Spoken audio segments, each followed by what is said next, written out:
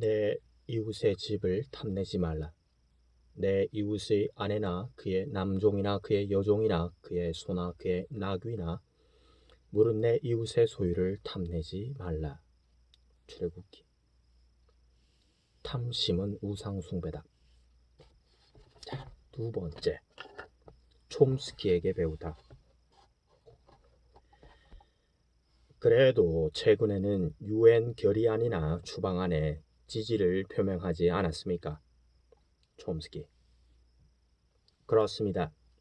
미국은 유엔과 원만하게 지내려고 합니다. 하지만 유엔이 힘을 갖는 것은 허용하지 않습니다. 중요한 문제는 미국이 이스라엘에 어떤 영향을 미치느냐라는 것입니다. 예를 들어 미국은 골란 고원의 합병을 비난한 안전보장이사회의 결의안에 지지를 표명했습니다. 하지만 이스라엘에 실질적인 어떤 조치를 취할 때가 되면 유엔에게 등을 돌렸습니다. 국제법이 국내법을 우선합니다. 하지만 이스라엘은 유엔의 결의안을 적용할 수 없다고 주장합니다. 어째서 적용할 수 없다는 것일까요? 촘스키.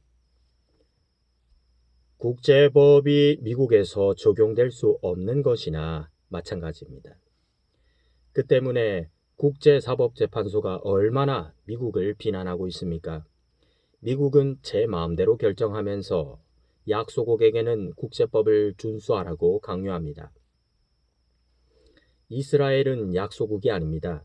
초강대국의 부속국입니다. 따라서 이스라엘은 미국의 뜻대로 움직입니다. 미국이 너희는 그런 결의안을 준수할 필요가 없어 라고 말하기 때문에 유엔 결의안이 이스라엘에게는 쓸데없는 소리처럼 들리는 것입니다. 미국을 비난하는 소리가 공허한 메아리인 듯이 말입니다. 물론 안전보장이사회의 결의안이 미국을 비난한 적은 없습니다. 미국이 그런 거부안을 애초부터 거부하기 때문입니다. 파나마 침공을 예로 들어볼까요?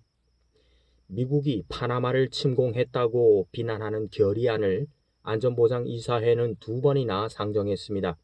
하지만 미국은 철면피처럼 두 결의안을 거부했습니다. 미국을 비난하는 안전보장이사회의 결의안은 절대 통과될 수 없습니다. 똑같은 짓을 저질렀지만 미국처럼 거부권을 지니지 못한 나라를 비난한 결의안이었다면 문제없이 통과되었을 텐데 말입니다. 유엔 총회가 매번 결의안을 통과시키지만 총회 결의안은 구속력을 갖지 못합니다. 그저 권고일 뿐입니다.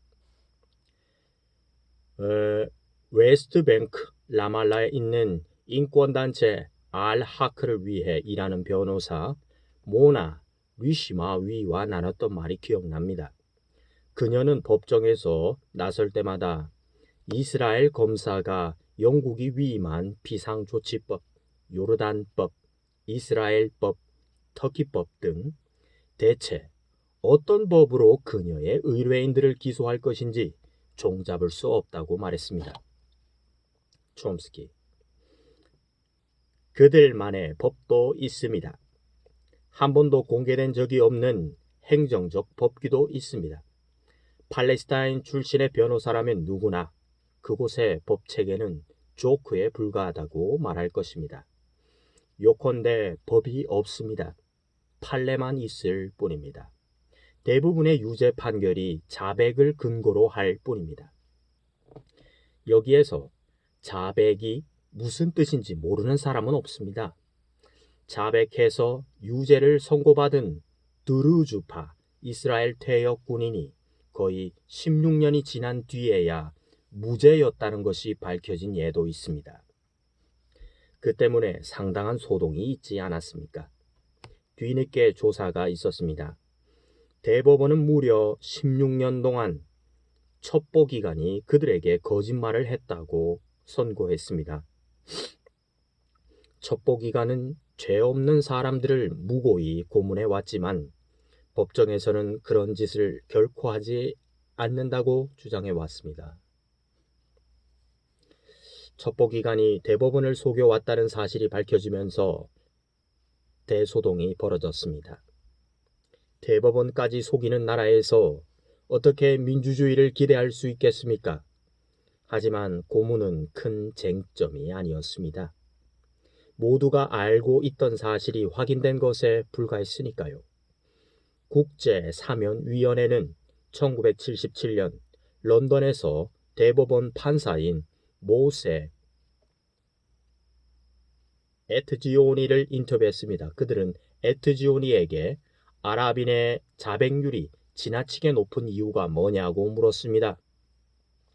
그때 에트지오니는 그들의 천성 탓이라고 대답했습니다. 웨스트뱅크에 적용되는 이스라엘의 법 체계라는 것이 바로 이렇습니다. 안전지대 security zone과 완충지대 buffer zone의 조작과 왜곡에 대해 설명해 주십시오. 촘스키. 레바논 남부에서요.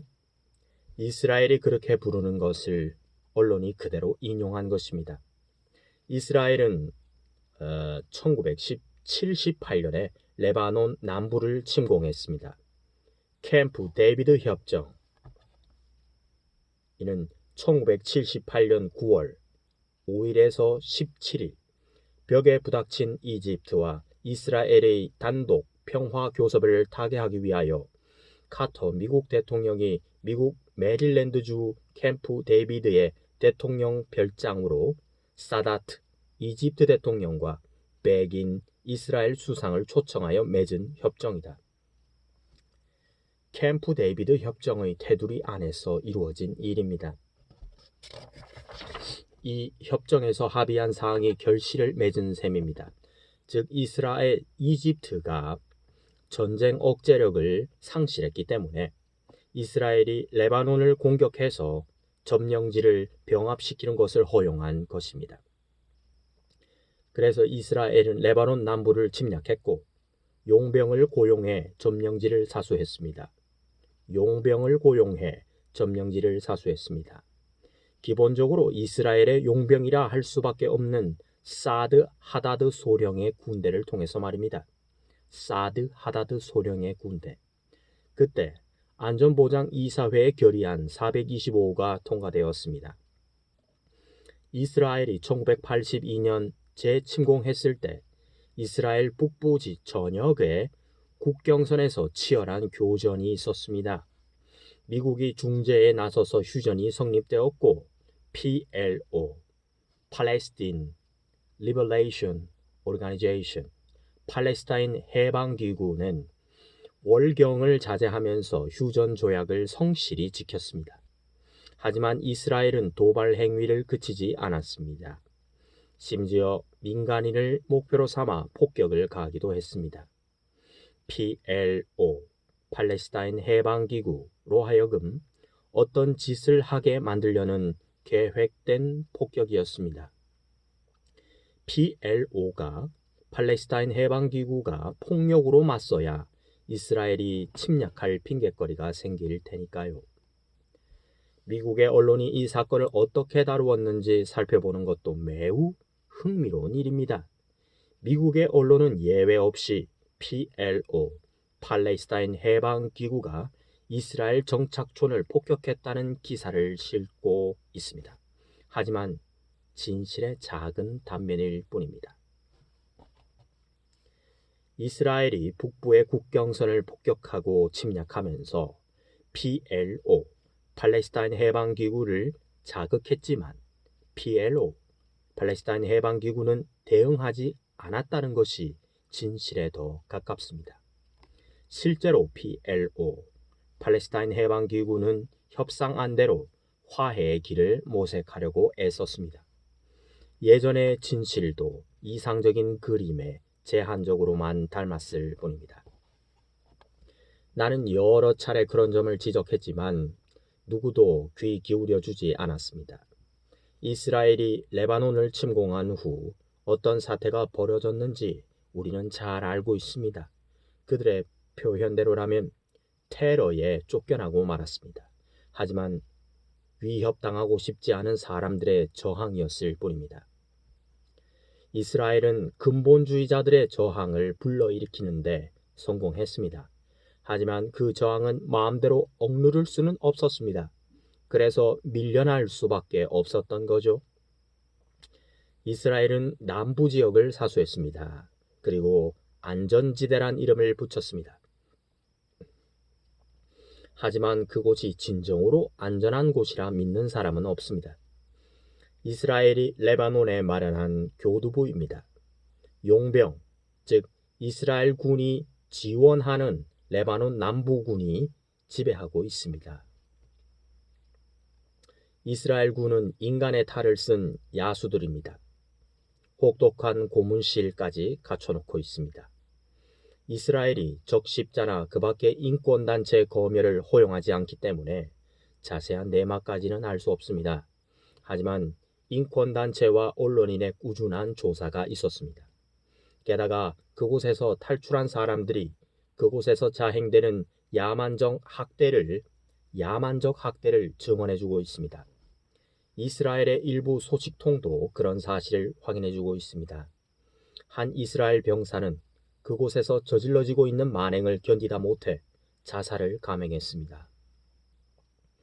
만행을 폭로하는 글을 히브리 언론에 써보내는 군인들도 있습니다. 안사르가 주된 수용소입니다. 이스라엘이 히얌에 세운 수용소입니다. 히얌의 주민 대부분을 몰아낸 폭격이 있은 후 1978년 바로 그곳에서 이스라엘 군이 보는 앞에서 하다드 군대가 대학살을 저질렀습니다. 레바논 남부군에 협조하기를 거부한 레바논 사람들의 무수히 죽었습니다. 이른바 안전지대라는 곳의 실상이 그렇습니다. 1970년대와 1980년대에 이스라엘은 수십 명을 레바논으로 추방시켰습니다. 그런데 지금은 왜 그렇게 하지 않는 것일까요? 또 레바논은 왜 거부하는 것일까요? 촘스키. 레바논이 그렇게 많은 것을 거부하는 것은 아닙니다. 만약 이스라엘이 몇 사람만 헬리콥터로 싣고 시돈 외곽으로 레바논 자누브주의 수도 레바논 자누브주의 주도 시돈 외곽으로 날아가 공중에서 떨어뜨린다면 레바논도 거부할 수 없을 것입니다. 하지만 이번에는 이스라엘이 전술적 실수를 저지른 듯합니다. 1992년 12월에 415명의 팔레스타인을 추방한 것은 이스라엘이 해명하기가 무척 힘들 것입니다. 이스라엘 언론에 따르면 이번의 대규모 추방은 뚜렷한 계획 없이 저질러진 것으로 집단 학대가 야만적 방식으로 표현된 전형이라는 것입니다. 이스라엘의 유력 일간지인 하레츠에서 나는 샤바크 이스라엘 비밀경찰 샤바크가 처음에 위험 인물로 6명만을 지목했지만 라빈 노동당 정부가 더 많은 수를 원해서 한 사람을 더했다는 정보를 누설했다는 기사를 읽었습니다. 나머지 400여 명은 라빈 정부가 첩보기관의 도움 없이 단독으로 덧붙인 사람들이었습니다. 따라서 국외로 추방된 사람들이 하마스 이슬람 근본주의자들로 결성된 무장 저항 단체로 2004년 3월 창설자 셰이크 아흐마드 야신이 이스라엘의 공격으로 사망하였다. 다시 하마스 이스라엘 근본주의자들로 결성된 무장 저항 단체로 2004년 3월 창설자 셰이크 아흐마드 야신이 이스라엘의 공격으로 사망하였다. 국외로 추방된 사람들이 하마스 행동대원이라고 믿을 만한 근거가 없습니다. 실제로 이스라엘은 한 이슬람 대학교의 전 교원을 추방했습니다. 지식인들, 즉 복지 프로그램 등에 관계한 사람들을 추방시켰습니다. 하지만 이런 사람들을 레바논 남부의 산악지대, 겨울에는 모든 것이 꽁꽁 얼어붙고 여름에는 찌는 듯이 더운 곳으로 끌고 가는 모습은 텔레비전 카메라 앞에서 결코 보기 좋은 장면은 아니었을 것입니다. 이스라엘은 그런 면을 고려했던 것입니다. 따라서 외부의 거센 압력이 없다면 그들의 입국을 이스라엘이 허용하지 않을 것이기 때문에 적지 않은 문제가 야기될 수도 있습니다.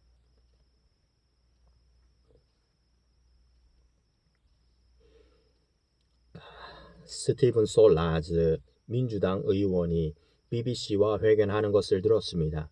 솔라즈 의원의 주장에 따르면 이중의 기준이 우리 세상을 지배하고 있다는 것입니다. 이중의 기준, 즉 사우디아라비아에서 70만 명의 예멘인이 추방되었을 때는 누구도 이에 대해 언급하지 않습니다. 사실입니다. 하지만 415명의 팔레스타인이 가자와 웨스트뱅크에서 추방되자 세상이 시끌벅적하다는 것입니다. 촘스키. 스탈린주의자들도 똑같이 말했습니다. 우리가 사하로프를 추방하자 세상이 시끄러웠다. 그런데 다른 포악무도한 짓에는 어찌 함구하는가? 대체 어느 쪽이 더 나쁜가? 라고 말입니다. 실제로 더 포악한 짓을 저지르는 사람은 언제나 있는 법입니다. 스탈린주의자가 솔라즈를 흉내냈다면 왜 똑같은 원칙을 적용하지 않는가? 라고 말했을 것입니다. 정확히 분석하면 차이가 있습니다. 예멘인은 본국으로 추방되었지만 팔레스타인인은 본국에서 추방되었습니다. 과연 솔라즈가 그와 그 가족이 멕시코의 한 사막에 떨어뜨려지더라도 우리 모두가 침묵해야 한다고 주장할 수 있을까요? 하마스에 대한 이스라엘의 입장이 그동안 계속 변해왔습니다. 하마스, 이슬람 근본주의자들로 결성된 무장저항단체로 2004년 3월 창설자 셰이크 아흐마드 야신이 이스라엘의 공격으로 사망하였다. 하마스, 이스라엘 근본주의자들로 결성된 무장저항단체. 이스라엘이 다시 하마스와 우호적 관계로 돌아갈 가능성은 없을까요? 촘스키. 이스라엘이 한때 하마스의 우호적이었을 뿐 아니라 하마스의 조직을 돕고 지원까지 하려 했습니다. 이스라엘은 인티파다란 이스라엘 점령 지역 내에서 팔레스타인이 일으킨 반란을 뜻한다. 인티파다의 초기에 이슬람 근본주의자들을 지원했습니다. 웨스트뱅크의 한 대학에서 학생 소요가 일어났을 때에는 이스라엘 군이 이슬람 근본주의자들을 투입해 소요를 진압하기도 했습니다.